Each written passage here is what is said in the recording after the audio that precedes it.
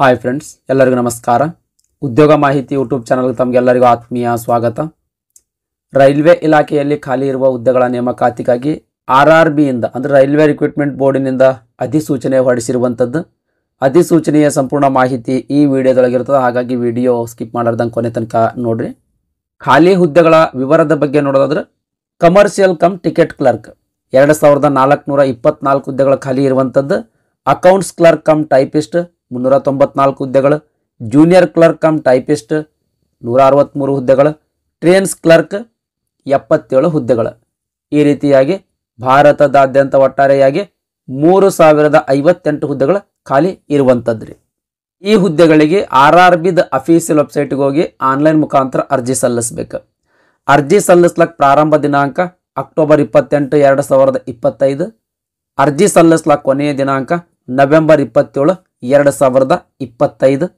ಅರ್ಜಿ ಸಲ್ಲಿಸಬೇಕಾದ್ರೆ ಅರ್ಜಿಯೊಳಗೆ ಏನಾದರೂ ತಪ್ಪಾಗಿ ಅರ್ಜಿ ಸಲ್ಲಿಸಿದ್ರಿ ಅಂತ ತಿಳ್ಕೊಳ್ರಿ. ಆ ಅರ್ಜಿಯನ್ನು ಕರೆಕ್ಷನ್ ಮಾಡ್ಕೊಳ್ಬೇಕಾಗಿತ್ತಂದ್ರೆ ಕರೆಕ್ಷನ್ ಮಾಡ್ಕೊಳ್ಳೋಕ್ಕೂ ಕಾಲಾವಕಾಶ ನೀಡಿರುವಂಥದ್ದು. ಕರೆಕ್ಷನ್ ಮಾಡ್ಕೊಳ್ಳೋಕೆ ನೋಡ್ರಿ ನವೆಂಬರ್ 30ರಿಂದ ಡಿಸೆಂಬರ್ 9 ತನಕ ಅಂದ್ರೆ 10 ದಿನಗಳ ಕಾಲಾವಕಾಶ ನೀಡಿರುವಂಥದ್ದು. ಈ ದಿನಾಂಕದೊಳಗೆ ನಿಮ್ಮ ಅರ್ಜಿಯಲ್ಲಾಗಿರುವಂಥ ತಪ್ಪನ್ನು ತಿದ್ದುಪಡಿ ಮಾಡ್ಕೊಳ್ಬೋದು ಸ್ನೇಹಿತರೆ. ನೆಕ್ಸ್ಟ್ ವೇತನ ಶ್ರೇಣಿಯ ಬಗ್ಗೆ ನೋಡೋದಾದ್ರೆ ಕಮರ್ಷಿಯಲ್ ಕಮ್ ಟಿಕೆಟ್ ಕ್ಲರ್ಕ್ ಪ್ರತಿ ತಿಂಗಳಿಗೆ 21,700 ರೂಪಾಯಿ ಬೇಸಿಕ್ ಪೇಮೆಂಟ್ ಇರುವಂಥದ್ದು. ನೆಕ್ಸ್ಟ್ ಈ 3 ಹುದ್ದೆಗಳಿಗೆ ಅಂದರೆ accounts clerk come typist, junior clerk come typist, trains clerk ಈ 3 ಹುದ್ದೆಗಳಿಗೆ ಪ್ರತಿ ತಿಂಗಳಿಗೆ 19,900 ರೂಪಾಯಿ ಬೇಸಿಕ್ ಪೇಮೆಂಟ್ ಇರುವಂಥದ್ದು. ಈ ಬೇಸಿಕ್ ಪೇಮೆಂಟ್ ಮೇಲೆ ಇನ್ ಅಡಿಷನ್ ಆಗಿ ಹಲವಾರು ಅಲವೆನ್ಸಸ್ಗಳು ಕೂಡ ನೀಡಲಾಗ್ತದೆ ರೀ. ಭಾರತದಾದ್ಯಂತ ಒಟ್ಟಾರೆಯಾಗಿ 3058 ಹುದ್ದೆಗಳು ಖಾಲಿ ಅದಾವ ಅಂತ ಹೇಳಿದೆ. ಹಾಗಾದ್ರೆ ಕರ್ನಾಟಕದೊಳಗೆ ಎಷ್ಟು ಹುದ್ದೆಗಳು ಖಾಲಿ ಅದಾವ ಅಂತ ಅನ್ನೋದ್ರ ಬಗ್ಗೆ ನೋಡೋದಾದ್ರೆ ಅಂದ್ರೆ RRB ಬೆಂಗಳೂರಿನಲ್ಲಿ ಎಷ್ಟು ಹುದ್ದೆಗಳು ಖಾಲಿ ಅದಾವ ಅಂತ ಅನ್ನೋದ್ರ ಬಗ್ಗೆ ನೋಡೋದಾದ್ರೆ 54 ಹುದ್ದೆಗಳು ಖಾಲಿ ಇರುವಂಥದ್ರಿ. ಆಮೇಲೆ ಯಾವ್ಯಾವ ಹುದ್ದೆಗಳು ಎಷ್ಟೆಷ್ಟು ಖಾಲಿ ಅದಾವ ಅಂತ ಇಲ್ಲಿ ಹುದ್ದೆಗಳ ವರ್ಗೀಕರಣ ಕೊಟ್ಟಿರುವಂಥದ್ದು. ದಯಮಾಡಿ ವಿಡಿಯೋ ಪಾಸ್ ಮಾಡಿ ನೋಡ್ರಿ. ನೆಕ್ಸ್ಟ್ ಎಜುಕೇಶನ್ ಕ್ವಾಲಿಫಿಕೇಶನ್ ಬಗ್ಗೆ ನೋಡೋದಾದ್ರೆ PUC ಪಾಸ್ ಆದ್ರೆ ಸಾಕು ಸ್ನೇಹಿತರೆ. ಅಂದ್ರೆ 12ನೇ ತರಗತಿ ಪಾಸ್ ಆದ್ರೆ ಸಾಕು ಈ ಎಲ್ಲ ಹುದ್ದೆಗಳಿಗೆ ಅರ್ಜಿ ಸಲ್ಲಿಸಬಹುದು. ಆದ್ರೆ ಈ ಸೀರಿಯಲ್ ನಂಬರ್ 2 ಮತ್ತು ಸೀರಿಯಲ್ ನಂಬರ್ 3 ಹುದ್ದೆಗಳಿಗೆ ನೀವು ಅರ್ಜಿ ಸಲ್ಲಿಸಬೇಕಾಗಿತ್ತಂದ್ರೆ ಟೈಪಿಂಗ್ ಪ್ರೊಫಿಷಿಯನ್ಸನ್ನು ಹೊಂದಿರಬೇಕು ಸ್ನೇಹಿತರೆ. ಅಂದ್ರೆ ಟೈಪಿಂಗ್ ಸ್ಕಿಲ್ ಅನ್ನು ಹೊಂದಿರಬೇಕು. ಇನ್ನು ಸೀರಿಯಲ್ ನಂಬರ್ 1 ಮತ್ತು ಸೀರಿಯಲ್ ನಂಬರ್ 4 ಹುದ್ದೆಗಳಿಗೆ ಟೈಪಿಂಗ್ ಸ್ಕಿಲ್ನ ಅವಶ್ಯಕತೆ ಇಲ್ಲರಿ. ಜಸ್ಟ್ PUC ಪಾಸ್ ಆಗಿದ್ರ್ಯಾ ಅರ್ಜಿ ಸಲ್ಲಿಸಬಹುದು. PUC ಅಥವಾ 12ನೇ ತರಗತಿ ಪಾಸ್ ಆಗಿದ್ರಿ ಅಂತಂದ್ರೆ ಅರ್ಜಿ ಸಲ್ಲಿಸಬಹುದು. ನೆಕ್ಸ್ಟ್ ವಯೋಮಿತಿಯ ಬಗ್ಗೆ ನೋಡೋದಾದ್ರೆ ಈ ಹುದ್ದೆಗಳಿಗೆ ಅರ್ಜಿ ಸಲ್ಲಿಸಬೇಕಾಗಿತ್ತು ಅಂದ್ರೆ ಕನಿಷ್ಠ 18 ವರ್ಷ ವಯಸ್ಸಾಗಿರ್ಬೇಕು, ಗರಿಷ್ಠ 30 ವರ್ಷ ಮೀರಿರಬಾರ್ದು. ಈ ಗರಿಷ್ಠ ವಯೋಮಿತಿಯ ಮೇಲೆ ಇನ್ ಅಡಿಷನ್ ಆಗಿ ಏಜ್ ರಿಲ್ಯಾಕ್ಸೇಷನ್ ಕೂಡ ನೀಡಲಾಗ್ತದೆ. ಏಜ್ ರಿಲ್ಯಾಕ್ಸೇಷನ್ ಬಗ್ಗೆ ನೋಡೋದಾದ್ರೆ ಅಂದ್ರೆ ವಯೋಮಿತಿ ಸಡಿಲಿಕೆ ಬಗ್ಗೆ ನೋಡೋದಾದ್ರೆ SC ಮತ್ತು ST ಕ್ಯಾಟಗರಿಯ ಅಭ್ಯರ್ಥಿಗಳಿಗೆ 5 ವರ್ಷಗಳು, OBC ಕ್ಯಾಟಗರಿ ಅಭ್ಯರ್ಥಿಗಳಿಗೆ 3 ವರ್ಷಗಳು, ಮಾಜಿ ಸೈನಿಕ ಅಭ್ಯರ್ಥಿಗಳಿಗೆ ಜನರಲ್ ಕ್ಯಾಟಗರಿಯ ಮಾಜಿ ಸೈನಿಕ ಅಭ್ಯರ್ಥಿಗಳಿದ್ರೆ 3 ವರ್ಷಗಳು, OBC ಕ್ಯಾಟಗರಿಯ ಮಾಜಿ ಸೈನಿಕ ಅಭ್ಯರ್ಥಿಗಳಿದ್ರೆ 6 ವರ್ಷಗಳು, SC ಮತ್ತು ST ಕ್ಯಾಟಗರಿಯ ಮಾಜಿ ಸೈನಿಕ ಅಭ್ಯರ್ಥಿ ಇದ್ರೆ 8 ವರ್ಷ. ಆಮೇಲೆ ಅಂಗವಿಕಲ ಅಭ್ಯರ್ಥಿಗಳಿಗೆ ಅದರಲ್ಲಿಯೂ ಜನರಲ್ ಕ್ಯಾಟಗರಿಯ ಅಂಗವಿಕಲ ಅಭ್ಯರ್ಥಿಗಳಿಗೆ 10 ವರ್ಷಗಳು, OBC ಕ್ಯಾಟಗರಿಯ ಅಂಗವಿಕಲ ಅಭ್ಯರ್ಥಿಗಳಿಗೆ 13 ವರ್ಷಗಳು, SC ಮತ್ತು ST ಕ್ಯಾಟಗರಿಯ ಅಂಗವಿಕಲ ಅಭ್ಯರ್ಥಿಗಳಿಗೆ 15 ವರ್ಷಗಳು. ನೆಕ್ಸ್ಟ್ ವಿಧವಾ ಮಹಿಳಾ ಅಭ್ಯರ್ಥಿಗಳಿಗೆ ಜನರಲ್ ಕ್ಯಾಟಗರಿಯ ವಿಧವಾ ಮಹಿಳಾ ಅಭ್ಯರ್ಥಿಗಳಿದ್ರೆ ಗರಿಷ್ಠ 35 ವರ್ಷ ವಯಸ್ಸಿನ ತನಕ ಅರ್ಜಿ ಸಲ್ಲಿಸಬಹುದು. OBC ಕ್ಯಾಟಗರಿಯ ವಿಧವಾ ಮಹಿಳಾ ಅಭ್ಯರ್ಥಿಗಳು 38 ವರ್ಷ ವಯಸ್ಸಿನ ತನಕ ಅರ್ಜಿ ಸಲ್ಲಿಸಬಹುದು. SC ಮತ್ತು ST ಕ್ಯಾಟಗರಿಯ ವಿಧವೆ ಮಹಿಳಾ ಅಭ್ಯರ್ಥಿಗಳು ಗರಿಷ್ಠ 40 ವರ್ಷ ವಯಸ್ಸಿನ ತನಕ ಅರ್ಜಿ ಸಲ್ಲಿಸಬಹುದು. ಈ ರೀತಿ ಗರಿಷ್ಠ ವಯೋಮಿತಿಯ ಮೇಲೆ ಇನ್ ಅಡಿಷನ್ ಆಗಿ ಏಜ್ ರಿಲ್ಯಾಕ್ಸೇಷನ್ ನೀಡಲಾಗ್ತದೆ.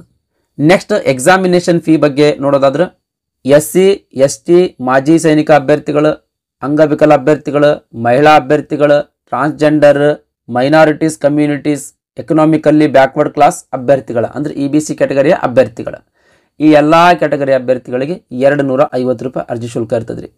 ಇಲ್ಲಿ ಮೈನಾರಿಟೀಸ್ ಅಂತಂದ್ರೆ ಯಾರ್ರಿ? ಮೈನಾರಿಟೀಸ್ ಅಂದ್ರೆ ಅಲ್ಪಸಂಖ್ಯಾತರು. ಅಲ್ಪಸಂಖ್ಯಾತರು ಅಂದ್ರೆ ಯಾವ್ಯಾವ ಕ್ಯಾಟಗರಿಯ ಅಭ್ಯರ್ಥಿಗಳ ಅಲ್ಪಸಂಖ್ಯಾತರು ಅಂತ ಕನ್ಸಿಡರ್ ಆಗ್ತಾರೆ? ಮುಸ್ಲಿಮ್, ಸಿಖ್, ಪಾರ್ಸಿ, ಜೈನ್, ಕ್ರಿಶ್ಚಿಯನ್ ಇವರೆಲ್ಲರೂ ಅಲ್ಪಸಂಖ್ಯಾತ ಅಭ್ಯರ್ಥಿಗಳ. ಇವರಿಗೂ ಕೂಡ 250 ರೂಪಾಯಿ ಅರ್ಜಿ ಶುಲ್ಕ ಇರ್ತದೆ. ಈ 250 ರೂಪಾಯಿ ಅರ್ಜಿ ಶುಲ್ಕ ರಿಫಂಡ್ ಆಗ್ತದ್ರಿ. ರಿಫಂಡ್ ಆಗಬೇಕಾದ್ರೆ ಒಂದು ಕಂಡೀಷನ್ ಅದು, ಅದೇನಂತಂದ್ರೆ ಈ ಹುದ್ದೆಗಳಿಗೆ ಸ್ಪರ್ಧಾತ್ಮಕ ಪರೀಕ್ಷೆ ಮೂಲಕ ನೇಮಕಾತಿ ಮಾಡ್ಕೊಳ್ತಾರೆ. ಒಟ್ಟು 2 ಎಕ್ಸಾಮ್ ಇರ್ತಾವೆ. ಫಸ್ಟ್ CBT ಎಕ್ಸಾಮ್ಗೆ ನೀವು ಅಟೆಂಡ್ ಆದ್ರೆ ಮಾತ್ರ ನಿಮಗೆ 250 ರೂಪಾಯಿ ರಿಫಂಡ್ ಮಾಡ್ತಾರೆ. ಇನ್ ಕೇಸ್ ಎಕ್ಸಾಮ್ಗೆ ಅಟೆಂಡ್ ಆಗಲಿಲ್ಲ ಅಂದ್ರೆ ಅಮೌಂಟ್ ರಿಫಂಡ್ ಮಾಡೋಂಗಿಲ್ಲ. ಅಮೌಂಟ್ ರಿಫಂಡ್ ಹೆಂಗೆ ಮಾಡ್ತಾರೆ? ಅಪ್ಲಿಕೇಶನ್ ಹಾಕ್ಬೇಕಾದ್ರೆ ಬ್ಯಾಂಕ್ ಅಕೌಂಟ್ ಡೀಟೇಲ್ಸ್ ತುಂಬಕ್ಕೆ ಆಪ್ಷನ್ಸ್ ಇರ್ತದೆ. ಯಾವ ಬ್ಯಾಂಕ್ ಅಕೌಂಟ್ ನೀವು ತುಂಬಿರ್ತೀರಿ ಆ ಬ್ಯಾಂಕ್ ಅಕೌಂಟ್ಗೆ ವಾಪಸ್ ನಿಮ್ಮ ರೊಕ್ಕ ನಿಮಗೆ ಹಾಕ್ತಾರೆ. ಓಕೆ ರೀ. ನೆಕ್ಸ್ಟ್ ಈ ಕ್ಯಾಟಗರಿಗಳನ್ನು ಹೊರತುಪಡಿಸಿ ಉಳಿದಿರ್ತಕ್ಕಂಥ ಎಲ್ಲ ಕ್ಯಾಟಗರಿ ಅಭ್ಯರ್ಥಿಗಳಿಗೆ 500 ರೂಪಾಯಿ ಅರ್ಜಿ ಶುಲ್ಕ ಇರ್ತದೆ. ಈ 500 ರೂಪಾಯಿದೊಳಗೆ 400 ರೂಪಾಯಿ ವಾಪಸ್ ಆಗ್ತಾರೆ ಸ್ನೇಹಿತರೆ. ಆಗ್ಲೇ ಹೇಳ್ದಂಗೆ ಎಕ್ಸಾಮ್ಗೆ ನೀವು ಅಟೆಂಡ್ ಆಗಿರ್ಬೇಕು. ಫಸ್ಟ್ ಕಂಪ್ಯೂಟರ್ ಬೇಸ್ಡ್ ಟೆಸ್ಟಿಗೆ ನೀವು ಅಟೆಂಡ್ ಆಗಿರ್ಬೇಕು, ಅಂದ್ರೆ ಮಾತ್ರ ನಿಮಗೆ ಅಮೌಂಟ್ ರೀಫಂಡ್ ಮಾಡ್ತಾರೆ. ನೆಕ್ಸ್ಟ್ ಎಕನಾಮಿಕಲ್ಲಿ ಬ್ಯಾಕ್ವರ್ಡ್ ಕ್ಲಾಸ್ ಅಂತ ಬರ್ತದೆ ಸ್ನೇಹಿತರೆ. ಎಕನಾಮಿಕಲ್ಲಿ ಬ್ಯಾಕ್ವರ್ಡ್ ಕ್ಲಾಸ್ ಅಭ್ಯರ್ಥಿಗಳಂದ್ರೆ ಯಾರು ಅಂತ ಅನ್ನೋದ್ರ ಬಗ್ಗೆ ನೋಡೋದಾದ್ರೆ, ಯಾರ ಕಡೆ BPL ಕಾರ್ಡ್ ಇರ್ತದೋ ಅಥವಾ ಆ್ಯನ್ಯುವಲ್ ಇನ್ಕಮ್ 50,000 ರೂಪಾಯಿಗಿಂತ ಕಡಿಮೆ ಇರ್ತದೋ ಅಂಥ ಅಭ್ಯರ್ಥಿಗಳು ಎಕನಾಮಿಕಲ್ಲಿ ಬ್ಯಾಕ್ವರ್ಡ್ ಕ್ಲಾಸ್ ಅಭ್ಯರ್ಥಿ ಅಂತಗಿಸಿಂದೇಳಿ ಅರ್ಜಿ ಸಲ್ಲಿಸಬಹುದು. ಎಕನಾಮಿಕಲ್ಲಿ ಬ್ಯಾಕ್ವರ್ಡ್ ಕ್ಲಾಸ್ ಅಂತ ಅರ್ಜಿ ಸಲ್ಲಿಸಿದ ಮೇಲೆ ಕೇವಲ ನಿಮಗೆ ಫೀ ಕನ್ಸೆಷನ್ನ ಬೆನಿಫಿಟ್ ಸಿಗುತ್ತದೆ. ವೇಕೆನ್ಸಿ ಮೀಸಲಾತಿ ಸಿಗಂಗಿಲ್ಲ ರೀ ನಿಮಗೆ, ಕೇವಲ ಫೀ ಕನ್ಸೆಷನ್ ಸಿಗ್ತದೆ. ನೆಕ್ಸ್ಟ್ ಈ ಹುದ್ದೆಗಳಿಗೆ ಅರ್ಜಿ ಸಲ್ಲಿಸಿದ ಮೇಲೆ ನೇಮಕಾತಿ ಹೆಂಗೆ ಮಾಡ್ಕೊಳ್ತಾರ ಅಂತ ಅನ್ನೋದ್ರ ಬಗ್ಗೆ ನೋಡೋದಾದ್ರೆ, first stage computer based test, 2ನೇ ಸ್ಪರ್ಧಾತ್ಮಕ ಪರೀಕ್ಷೆ, computer based typing skill test, document verification, medical examination. ಇವಿಷ್ಟು ಹಂತಗಳ ಆಧಾರದ ಮೇಲೆ ನೇಮಕಾತಿ ನಡೀತದೆ ರೀ. First stage computer based test ಬಗ್ಗೆ ನೋಡೋದಾದ್ರೆ, CBT ಅಂತಂದ್ರೆ ಎಕ್ಸಾಮ್ ಪೆನ್ ಪೇಪರಿಂದ ಬರೆಯುವಂಥ ಅವಶ್ಯಕತೆ ಇಲ್ಲ. ಕಂಪ್ಯೂಟರ್ ಕೊಡ್ತಾರೆ, ಕಂಪ್ಯೂಟರ್ ಮೇಲೇ ಕ್ವಶನ್ಸ್ಗಳು ಬರ್ತಾವೆ, ಅದಕ್ಕೆ ನೀವು ಆನ್ಸರ್ ಟಿಕ್ ಮಾಡೋದಿರ್ತದೆ. ಅದಕ್ಕಾಗಿ ಕಂಪ್ಯೂಟರ್ ಬೇಸ್ಡ್ ಟೆಸ್ಟ್ ಅಂತ ಕರೀತಾರೆ. ಮೊದಲನೇ ಕಂಪ್ಯೂಟರ್ ಬೇಸ್ಡ್ ಟೆಸ್ಟ್ ಬಗ್ಗೆ ನೋಡೋದಾದ್ರೆ 100 ಮಾರ್ಕ್ಸಿಂದ ಎಕ್ಸಾಮ್ ಇರ್ತದೆ. ಕ್ವಶನ್ ಪೇಪರ್ 3 ಸೆಕ್ಷನ್ಗಳಲ್ಲಿ ಡಿವೈಡ್ ಮಾಡಲಾಗಿರ್ತದೆ ರೀ. ಜನರಲ್ ಅವೇರ್ನೆಸ್ಗೆ ಸಂಬಂಧಿಸಿದಂಗೆ 40 ಪ್ರಶ್ನೆಗಳು ಕೇಳ್ತಾರೆ. ಮ್ಯಾಥಮೆಟಿಕ್ಸ್ಗೆ ಸಂಬಂಧಿಸಿದಂಗೆ 30 ಪ್ರಶ್ನೆಗಳು. ಜನರಲ್ ಇಂಟೆಲಿಜೆನ್ಸ್ ಆ್ಯಂಡ್ ರೀಸನಿಂಗ್ ಸಂಬಂಧಿಸಿದಂಗೆ 30 ಅಂಕಗಳು. ಒಟ್ಟು 100 ಅಂಕಗಳ ಪ್ರಶ್ನೆಗಳು ಕೇಳ್ತಾರೆ. 90 ನಿಮಿಷ ಸಮಯಾವಕಾಶ ಇರ್ತದೆ, ಅಂದ್ರೆ 1.5 ತಾಸು ಸಮಯಾವಕಾಶ ಇರ್ತದೆ. MCQ ಕ್ವಶನ್ಸ್ಗಳಿರ್ತಾವೆ ರೀ. ಈ ಎಕ್ಸಾಮ್ದೊಳಗೆ MCQ ಕ್ವಶನ್ಸ್ಗಳಿರ್ತಾವೆ, ಅಂದ್ರೆ ಪ್ರತಿ ಪ್ರಶ್ನೆಗೆ 4 ಆಪ್ಷನ್ಸ್ಗಳಿರ್ತಾವೆ. ಅದರೊಳಗೆ ಒಂದು ಸರಿಯಾದ ಉತ್ತರ ಇರ್ತದೆ, ಆ ಉತ್ತರ ಟಿಕ್ ಮಾಡೋದಿರ್ತದೆ. ಈ ರೀತಿಯ ಪ್ರಶ್ನೆಗಳಿರ್ತಾವೆ. ಆಮೇಲೆ ನೆಗೆಟಿವ್ ವ್ಯಾಲ್ಯೂಯೇಷನ್ ಇರ್ತದೆ ರೀ. 1/3 ಮಾರ್ಕ್ಸ್ ನೆಗೆಟಿವ್ ವ್ಯಾಲ್ಯೂಯೇಷನ್ ಇರುವಂಥದ್ದು. ಅಂದ್ರೆ ಈಗ ಸರಿಯಾದ ಉತ್ತರ ನೀವು ನೀಡಿದ್ರಿ ಅಂತ ತಿಳ್ಕೊಳ್ರಿ, ಪ್ರತಿ ಸರಿ ಉತ್ತರಕ್ಕೆ 1 ಅಂಕ ಅಂತ ನಿಮಗೆ ನೀಡ್ತಾರೆ. ಇನ್ ಕೇಸ್ ಸರಿಯಾದ ಉತ್ತರ ನೀಡುವಲ್ಲಿ ತಪ್ಪಾಗಿ ಉತ್ತರ ನೀಡಿದ್ರಿ ಅಂತ ತಿಳ್ಕೊಳ್ರಿ, ಪ್ರತಿ ತಪ್ಪು ಉತ್ತರಕ್ಕೆ 0.33 ಮಾರ್ಕ್ಸ್, ನೀವು ತೆಗೆದುಕೊಂಡಿರ್ತಕ್ಕಂಥ ಅಂಕಗಳಲ್ಲಿ 0.33 ಮಾರ್ಕ್ಸ್ ಡಿಡಕ್ಟ್ ಮಾಡ್ತಾರೆ. ಇನ್ ಕೇಸ್ 3 ತಪ್ಪು ಉತ್ತರ ಟಿಕ್ ಮಾಡಿರಿ ಅಂತ ತಿಳ್ಕೊಳ್ರಿ, ನೀವು ತೆಗೆದುಕೊಂಡಿರ್ತಕ್ಕಂಥ ಅಂಕಗಳಲ್ಲಿ 1 ಅಂಕ ಡಿಡಕ್ಟ್ ಮಾಡ್ತಾರೆ. ಈ ರೀತಿ ನೆಗೆಟಿವ್ ವ್ಯಾಲ್ಯೂಯೇಷನ್ ಇರುವಂಥದ್ದು ಸ್ನೇಹಿತರೆ. ಈ ಫಸ್ಟ್ ಸ್ಟೇಜ್ ಕಂಪ್ಯೂಟರ್ ಟೆಸ್ಟ್ನಲ್ಲಿ ಅತಿ ಹೆಚ್ಚು ಅಂಕ ಗಳಿಸಿರ್ತಕ್ಕಂಥ ಒಂದು ಹುದ್ದೆಗೆ 15 ಜನ ಅಭ್ಯರ್ಥಿಗಳಂತೆ ಸೆಕೆಂಡ್ ಸ್ಟೇಜ್ CBT ಟೆಸ್ಟಿಗೆ ಸೆಲೆಕ್ಟ್ ಮಾಡ್ತಾರೆ. Next second stage CBT test ಬಗ್ಗೆ ನೋಡೋದಾದ್ರೆ, ಇದು 120 ಮಾರ್ಕ್ಸಿಂದ ಎಕ್ಸಾಮಿನೇಷನ್ ಇರುವಂಥದ್ದು. ಜನರಲ್ ಅವೇರ್ನೆಸ್, ಮ್ಯಾಥಮೆಟಿಕ್ಸ್, ಜನರಲ್ ಇಂಟೆಲಿಜೆನ್ಸ್ನ ವಿಷಯಗಳ ಮೇಲೆ ಪ್ರಶ್ನೆಗಳು ಕೇಳ್ತಾರೆ. ಇದು ಕೂಡ 90 ನಿಮಿಷ ಸಮಯಾವಕಾಶ ಇರುವಂಥದ್ದು. MCQ ಕ್ವಶನ್ಸ್ಗಳೇ ಇರ್ತಾವೆ. 1/3 ನೆಗೆಟಿವ್ ವ್ಯಾಲ್ಯೂಯೇಷನ್ ಇರುವಂಥದ್ದು.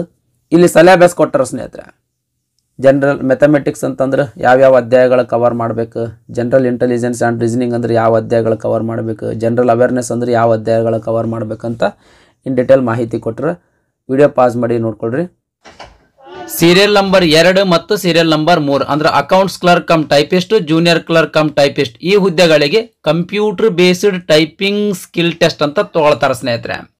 ಅಂದ್ರೆ ಟೈಪಿಂಗ್ ಸ್ಪೀಡ್ ಎಷ್ಟಾಯ್ತಿ ನಿಮ್ದಂತ ಚೆಕ್ ಮಾಡ್ಕೊಳಕ್ ತಗೊಳ್ತಾರೆ.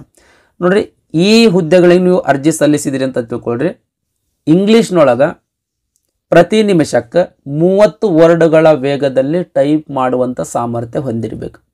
ಇನ್ ಕೇಸ್ ಹಿಂದಿ ಟೈಪ್ ಮಾಡೋರಿದ್ದೀರಿ ಅಂತ ತಿಳ್ಕೊಳ್ರಿ, ಪ್ರತಿ ನಿಮಿಷಕ್ಕೆ 25 ವರ್ಡ್ಗಳ ಟೈಪ್ ಮಾಡುವಂಥ ಸಾಮರ್ಥ್ಯ ನೀವು ಹೊಂದಿರಬೇಕು. ಇನ್ ಕೇಸ್ ಈ ಎಲಿಜಿಬಿಲಿಟಿ ಕ್ರಿಟೇರಿಯಾ ನೀವು ಹೊಂದಿರಲಿಲ್ಲ ಅಂತಂದ್ರೆ ಈ ಕಂಪ್ಯೂಟರ್ ಬೇಸ್ಡ್ ಟೈಪಿಂಗ್ ಸ್ಕಿಲ್ ಟೆಸ್ಟ್ನಾಗ ನೀವು ಫೇಲ್ ಆಗ್ತೀರಿ. ಈ ಕಂಪ್ಯೂಟರ್ ಬೇಸ್ಡ್ ಸ್ಕಿಲ್ ಟೆಸ್ಟ್ನಾಗ ನೀವು ಫೇಲ್ ಆದ್ರಿ ಅಂತ ತಿಳ್ಕೊಳ್ರಿ, ನಿಮಗೆ ನೇಮಕಾತಿ ಮಾಡ್ಕೊಳಂಗಿಲ್ಲ ಸ್ನೇಹಿತರೆ. ಓಕೆ ರೀ.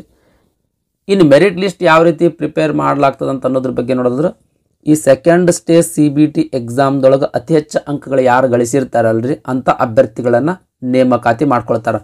ಈ ಮೊದಲನೇ ಸ್ಪರ್ಧಾತ್ಮಕ ಪರೀಕ್ಷೆ ಆಮೇಲೆ ಇವು ಏನು computer based typing skill test ಅದಾವಲ್ರಿ, ಇವೆಲ್ಲ ಕ್ವಾಲಿಫೈಯಿಂಗ್ ನೇಚರ್ ಎಕ್ಸಾಮ್ ಇದ್ದಂಗೆ ರೀ. ನೆಕ್ಸ್ಟ್ ಅರ್ಜಿ ಹ್ಯಾಂಗೆ ಸಲ್ಲಿಸೋದು ಅಂತ ಇಲ್ಲಿ ಗೈಡ್ಲೈನ್ಸ್ ಕೊಟ್ಟಾರೆ. ನೋಟಿಫಿಕೇಶನ್ ಲಿಂಕ್ ಈ ವಿಡಿಯೋದ ಡಿಸ್ಕ್ರಿಪ್ಷನ್ದಾಗ ಕೊಟ್ಟಿರ್ತೀನಿ. ಆ ಲಿಂಕ್ ಮೇಲೆ ಕ್ಲಿಕ್ ಮಾಡೋದ್ರ ಮೂಲಕ ನೋಟಿಫಿಕೇಶನ್ ಡೌನ್ಲೋಡ್ ಮಾಡ್ಕೊಳ್ರಿ. ಡೌನ್ಲೋಡ್ ಮಾಡಿಕೊಂಡು ಈ ಹೌ ಟು ಅಪ್ಲೈ ಅಂತ ಏನು ಗೈಡ್ಲೈನ್ಸ್ ಕೊಟ್ಟರಲ್ರಿ ಅದನ್ನು ಕಂಪ್ಲೀಟಾಗಿ ಓದಿ ತದನಂತರ ಅರ್ಜಿ ಸಲ್ಲಿಸ್ರಿ. ಇದಿಷ್ಟು ಭಾರತೀಯ ರೈಲ್ವೆ ಇಲಾಖೆಯಲ್ಲಿ ಖಾಲಿ ಇರುವ ವಿವಿಧ ರೀತಿಯ ಹುದ್ದೆಗಳ ನೇಮಕಾತಿಗಾಗಿ RRBಯಿಂದ ಹೊರಡಿಸಿರುವ ಅಧಿಸೂಚನೆಯ ಸಂಪೂರ್ಣ ಮಾಹಿತಿಯಾಗಿತ್ತು.